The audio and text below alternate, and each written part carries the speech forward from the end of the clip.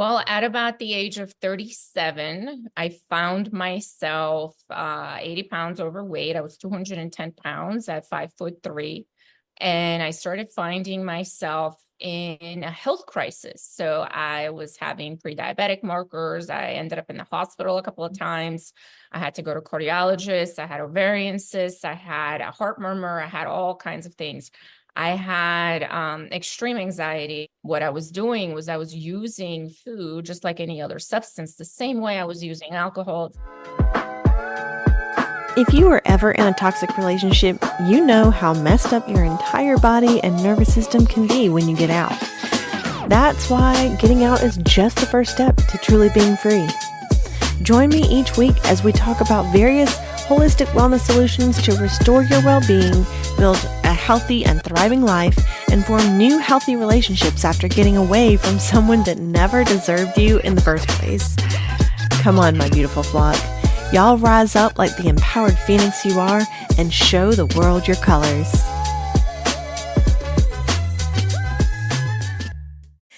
Welcome to Wellness Talks with Lolo. I have here with me my guest, Terry Tateossian. She is a fitness and lifestyle coach, personal trainer, nutritionist, hormone specialist, emotional eating coach, and podcast host of the How Good Can It Get podcast. So I'm so excited to have her. She, as you can tell by her intro, she is a busy entrepreneur and mother of two who has mastered the art of midlife transformation, which I am so excited to dive into. I just hit 40 myself, so she managed to shed 80 pounds in her mid 40s, which is a huge feat, I can say. And she dedicates her life to helping other women use holistic health to improve their mindset, balance their hormones, strategize their life for success and peace, and overcome challenges like emotional eating and physical atrophy. So I'm really excited to dive into this with you today. Thank you so So, much for having me. I appreciate it. absolutely. I am so happy to have you. I can so relate to specifically the emotional eating topic. That's one of the things that I include in stuff that I do, but it's because I have personally gone through it. It's a grip. It really gets a grip on you, doesn't it?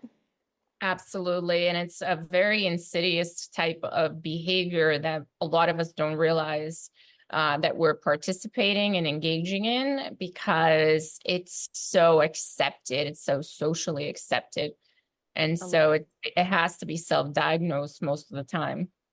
uh, that is a very, very valid point. And to second that, I see that especially in the South. That's one of the big parts of being in the South is you always have to have dessert after your your dinner.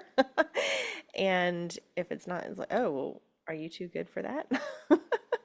So, Hmm. so can you briefly just describe when we say emotional eating, what are we talking about specifically? Because like you said, some people may not even realize that it's something that we're doing.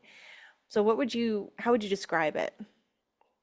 Emotional eating, the way that I would describe it, and the way that it's the easiest way to understand is when we are using food to cope with uncomfortable emotions or sometimes even happy emotions. So, for example, we are not physically hungry, but we're bored. So we reach for the cookies, potato chips, ice cream, etc. Or we're upset for whatever reason, we reach for ice cream, Nutella jars, like in my case. Sometimes we use food for celebrations and we eat when we're not hungry. Sometimes there's a societal emotional pressure to participate in eating certain foods that we know that maybe we're looking to abstain from, especially if we have a weight loss goal. And a lot of times emotional eating is related to emotional starvation. So for example, there are two types of foods. There are two groups of foods: primary foods and regular physical nutritional foods. Primary foods are things like joy, intimacy, fulfillment, happiness, having a purpose. And when we are emotionally starved in that sense, a lot of times we use food to cope with these emotions. Interesting. I've never heard it put that way, and that makes so much sense. Um, so what would you say your personal challenge was in this area? What did you experience with this? Well, at about the age of 37, I found myself 80 pounds overweight. I was 210 pounds at 5'3". I had two children, a business, a busy family life, busy travel schedule, and I started finding myself in a health crisis. So I was having pre-diabetic markers. I ended up in the hospital a couple of times. I had to go to cardiologist. I had ovarian cysts. I had a heart murmur. I had all kinds of things. I had extreme anxiety, and I mistakenly took panic attacks as having a heart attack, because it felt very similar, right? It And does. so over the course of going to many different doctors, it was discovered that I was suffering from extreme anxiety, and I was given a Xanax pill and told to go home.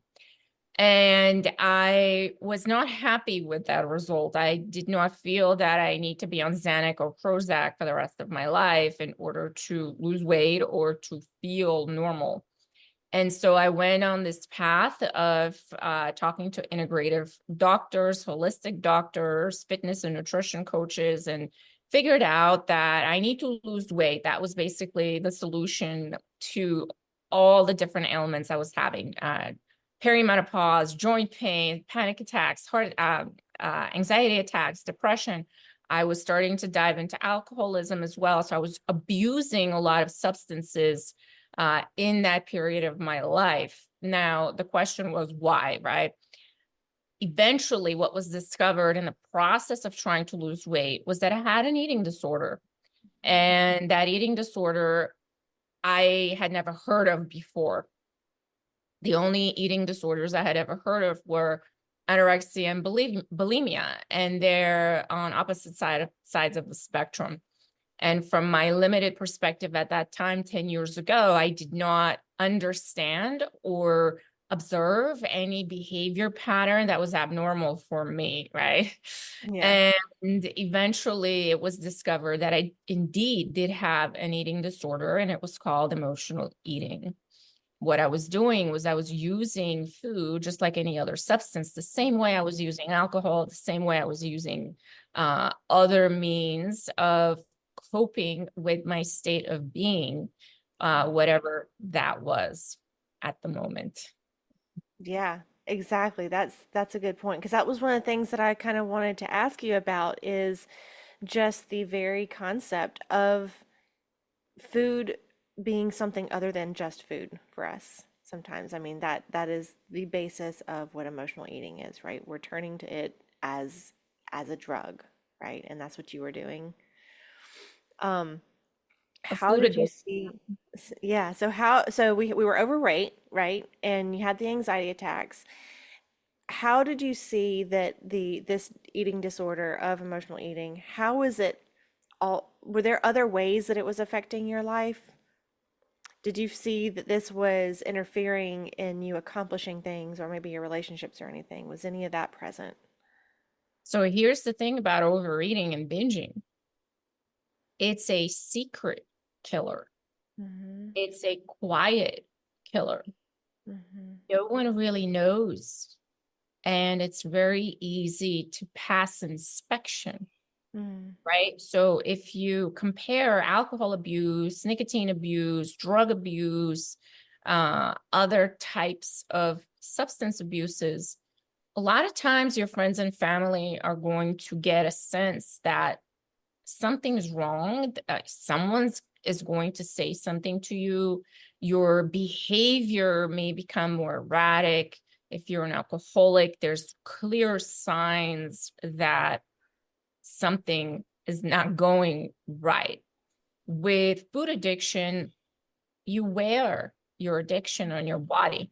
Everybody can see it, but no one says anything. Why? Because your friends and family are not going to come to you one day and say, hey, Terry, you're looking kind of fat. Is something wrong? Or, hey, did you gain a couple of pounds? Like, oh, wow, that's about 80-pound overweight. Maybe you have a problem. People don't do that, Yeah. right? And so it's a silent, deadly addiction because it creates so many different health problems as a result of being obese. And it's something that needs to be self-diagnosed. But in order to self-diagnose your own binging problem, you have to be aware of it. And when you're not aware of it, and when you're not paying attention to your own behavior, which, let's be honest, when you're in that cycle, you don't care. I didn't care that I was eating a jar of Nutella every night. I just didn't. I was in complete denial. And so, no, it doesn't affect your environment. It doesn't affect your relationships. It doesn't affect your life or your work life. It affects you only. And so it's a lot more socially acceptable to be extremely overweight and not do anything about it. Right. Yeah. So then what drove you to the point of actually making a change? The medicine?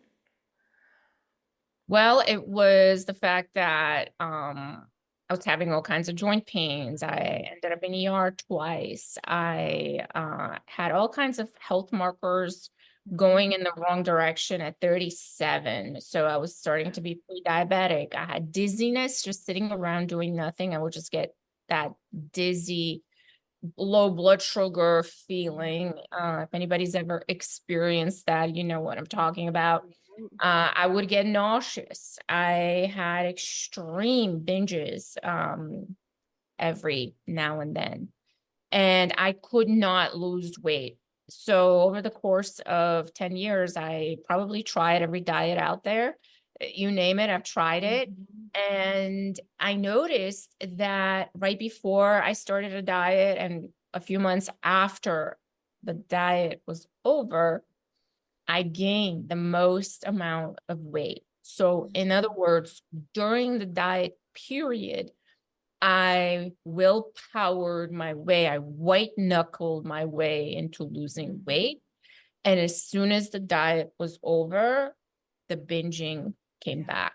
Came right back. Yeah. I call that yo-yo dieting, which is something that I have seen so many people in my family, suffer from. And I say suffer because, like you said, it's, you strive through it, you push through it, you willpower through it, and then it comes back to bite you when it's over because you're not in that system anymore. That you didn't get to the root cause of it. The root cause is still there. So you put a band-aid on it with the diet, and you bounce from diet to diet to diet, which is what I hear you saying. That's what you did. So what did you do when you decided, okay, enough is enough. I can't do this anymore. Like I'm going to die, right? I'm going to die from this if I don't do something. So what was the breaking point? How did you find that breaking point, and what did you do to change around, like what was your solution? Well, after 1 million diet fails, Yeah. I decided that I was going to be really serious this last time. And I started my weight loss with zero information. I basically invested into a Peloton bike. And this is the other thing, right? So serial dieters or chronic dieters are always buying new gym equipment. I had this ab scissor one time and it just became a clothes hanger. I had all kinds of things Yeah, that I I had thought one were of going to help those. me. I had a Bowflex that was like a dust collector. Yes, right. And so there's all these things all over the place that were the magic solution and, never worked out. So I went and I did it again. I got a Peloton bike and I decided no matter what mood I was in, no matter what was going on that day, I was going to do one class every day, first thing in the morning. And then I decided, okay, I'm going to go on this extreme restrictive diet. I'm just going to eat salads every day, right? So different types of flavored salads in this big bucket, Tupperware. And I lost about 30 pounds doing that. And then I stalled out. And so now at that point, once I stalled out, I knew the binge was going to come. And I was so firm that I was not going to fail this time. So I had gotten down to 180. And I saw something online from a fitness professional who was a coach for weight loss, and she was having a 6-month challenge. I said, all right, I need help. I need another person to watch my back, right? And to help me get to the next level. So, lose a little bit more weight beyond the 180 that I was at. And I started working with a coach, and in 6 months I did okay. And then the binging started coming back, and I started exhibiting signs of gaining weight again. And so when you work with a coach, you need to have full transparency in the process, and there are requirements you have to meet. And you have to check in every week. You have to submit photos and measurements and things like that. You have to report back basically on your state.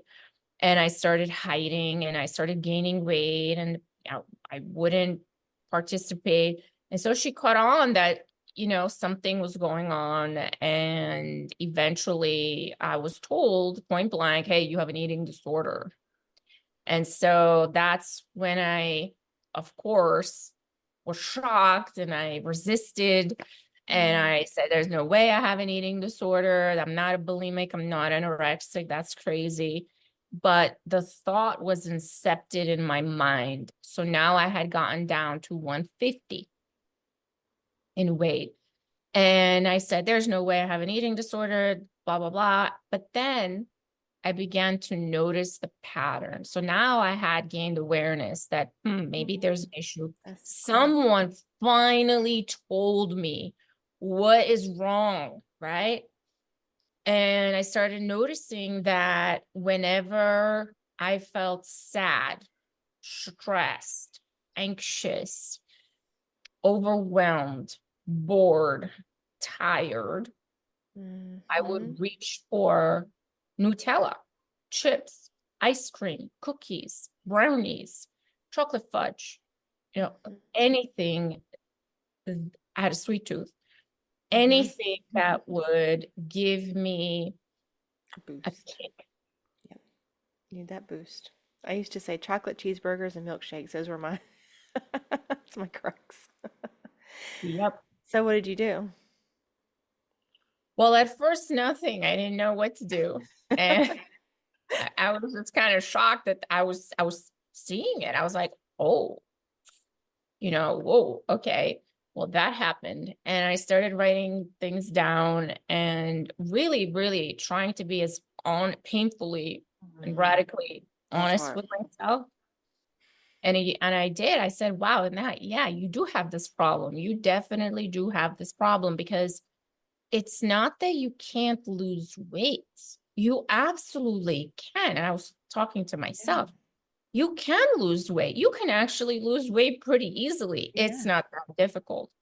Um, it's the fact that you're sabotaging the weight loss every single time. And then not just regaining the weight, but double gaining it. So, now we're ending up weighing more after the diet than we weighed before the diet. And so that's a vicious cycle that needed to stop. And so I started becoming more and more aware, and I started writing down when it happened, what I was feeling, why I was feeling it, what happened before or a couple of days before the binge occurred, what were the events. Sometimes it takes us a little bit of time to process that. And I started trying to process my feelings rather than ignoring them or suppressing them or hiding them or doing any of those things. Yeah. Yeah. Instead of eating them, right? Right. And so, how long would you say it took for you to, once you started writing things down and once you started kind of seeing, watching your patterns, how long did you do that? And how long did it take for you to start noticing a difference? Did you start um, when you started processing your emotions instead of eating them? What was that time frame like for you?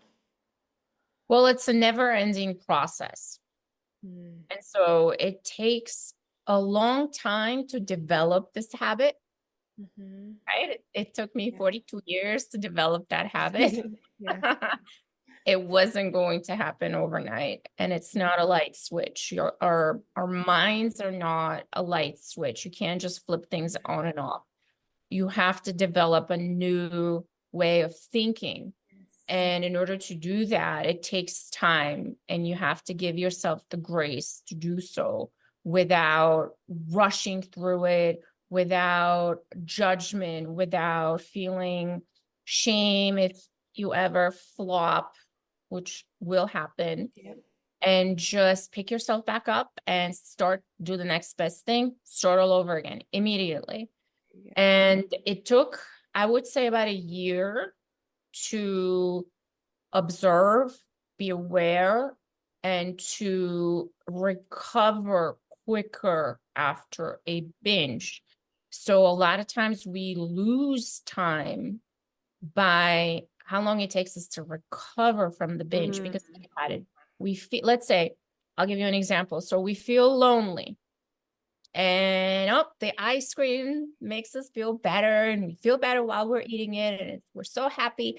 But then right afterwards, there's a massive wave of negative feelings. And so a negative thought patterns and negative self-talk. And so the chatter in our mind begins. How could you do that? Why did you do that? You failed again.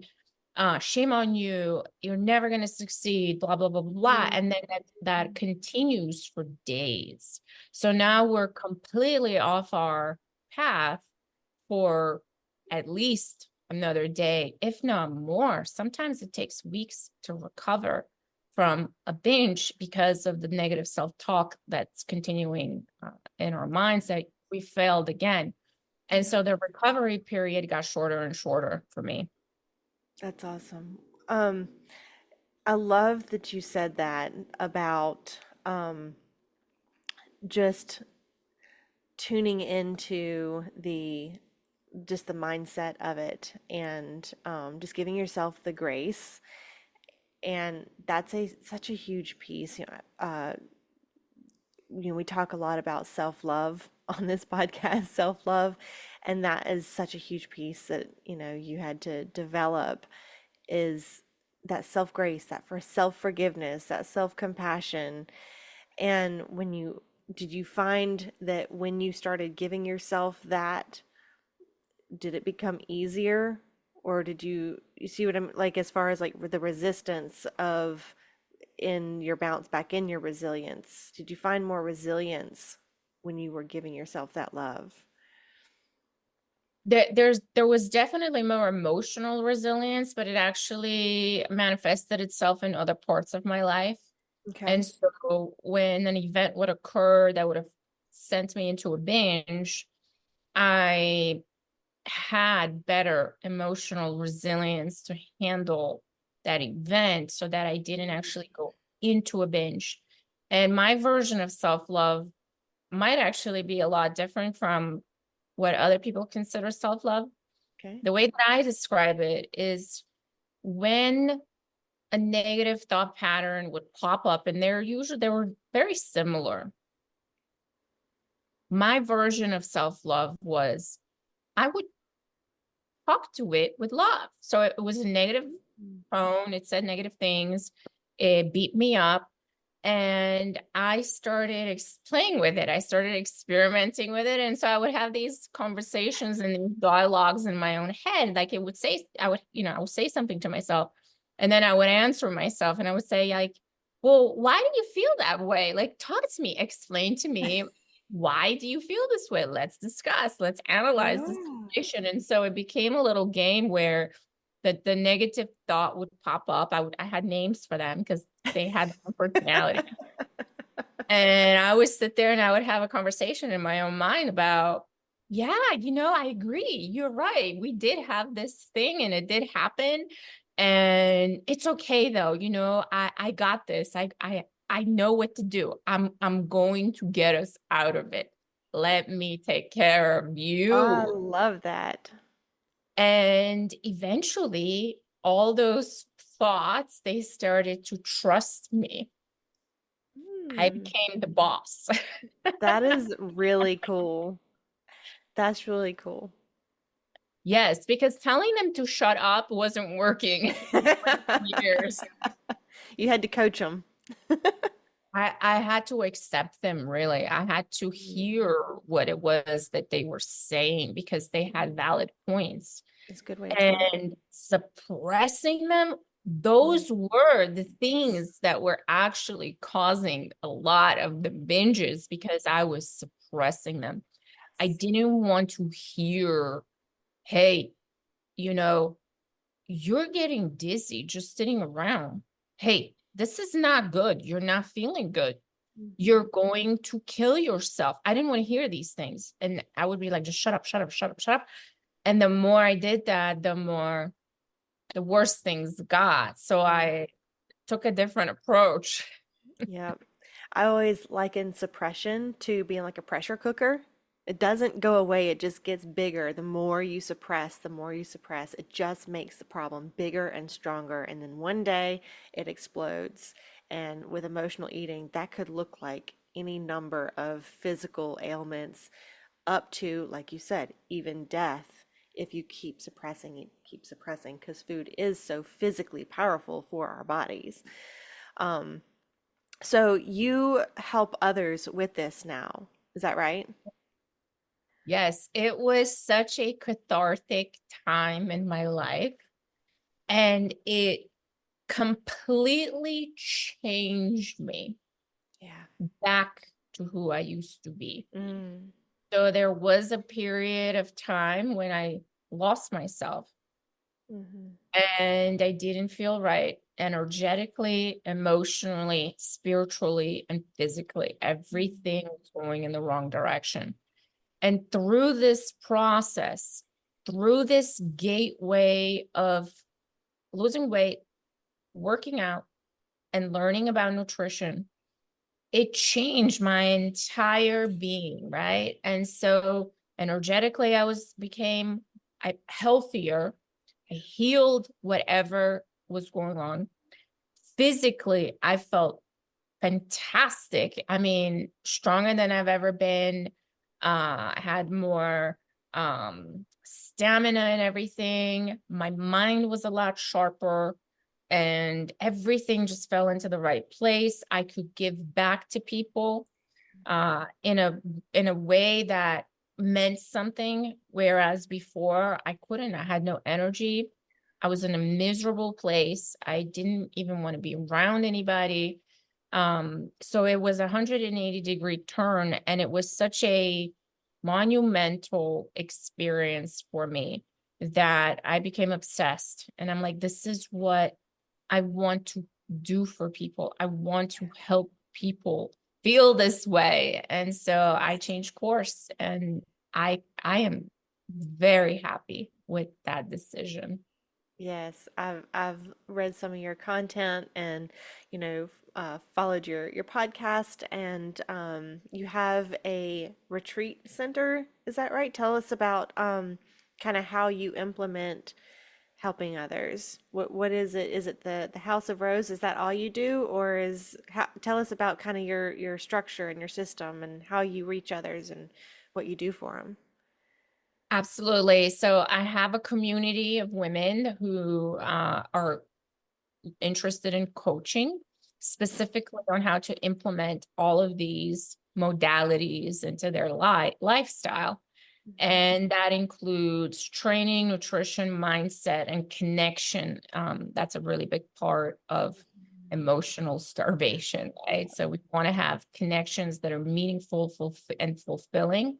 Hmm. So that's one part of what I do. And the other part of what I do is in-person retreats at the Tennessee Smoky Mountains. They range from 4 days to 5 days, and they include yoga, hiking, strength training, great Mediterranean food that's prepared on location and all with fresh ingredients, and connection, right? So women are welcome to come to one of the retreats and experience kind of like a breather from life so they can reconnect and recharge and regroup and go back and kick some ass. I love it. I love it. And I'm going to make it to one of those retreats. I love it. So, if somebody wants to get in touch with you and follow you and learn more about, getting guidance from you and coaching and all, what are your how can somebody get in touch with you? And I'll put it on the screen as well, but give us your contacts so that we can get in touch with you. Absolutely. You can find me on thehouseofrose.com. Everything is right there. You can also follow me and see real-time updates on my Instagram. It's How Good Can It Get, with all dots in between. And that's all. Those are the two places that you can find me. So you're easy to get a hold of. Absolutely. I love it. Is there anything else that maybe we didn't cover that you want to throw out there that you feel is important to share? Don't stop looking for the answers. They're there. If you're suffering in any way, if you feel hopeless in any way, if you feel that you're out of control and you will not be able to get control, ask for help because there's hope on the other side. Yeah, I love that. Thank you so much for sharing that. That is perfect. Well, Terry, thank you so much for spending some time with us today and sharing your experience with emotional eating and how you overcame it and how you can help others. I am so happy that you came on today. And folks, be sure to like and subscribe this podcast. Go over to How Good Can It Get and follow and like her podcast and go to her Instagram. How dot good dot how good can it get with all the dots in between. And we will see you guys soon. And like and subscribe and rise high, my Phoenix friends.